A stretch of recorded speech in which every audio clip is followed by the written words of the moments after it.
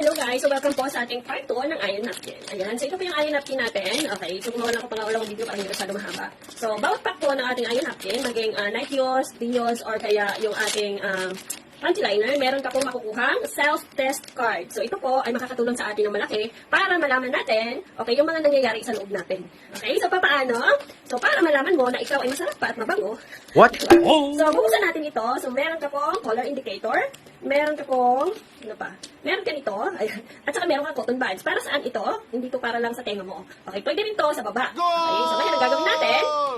Okay? So, ito, ipapasok mo doon sa butas mo.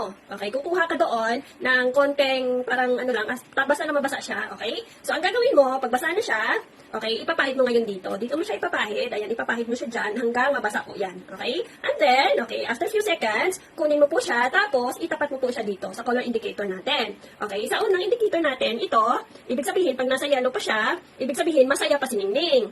Ayan, masaya pa si Ningning pag nandyan. Okay? Pag dito naman, okay, masaya pa rin yan. Okay, dito, tingnan mo, diba? So, medyo, ayan, maliit na lang yung smile ni Ningning. Diba? So, ngayon, pag nandito ka na sa huli, okay, dito ka na, or dito ka na banda sa tatlong to, magpa-check up ka na. Okay? So, babala lang. Grabe, babala. So, bago nyo po ito gamitin, dapat wala po kayong intercourse within 24 hours. Okay? Para makuha nyo po yung resulta. Okay? Para alam nyo, kung may napapansin na ba kayong maamoy-amoy, diba? Or medyo masangsang. What? Masangsang talaga, diba? So, wag nyo pong isa walang bahala. Okay? So, ibig sabihin, may sinasabi na po yung katawan natin, kailangan na po natin magpa-check. Okay? So, that's it for today. Ayan. See you po sa ating part 3 ng ating napkin. So, tuturuan ko naman kayo mamaya kung paano paglagay ng napkin sa panty. Alright? So, see you!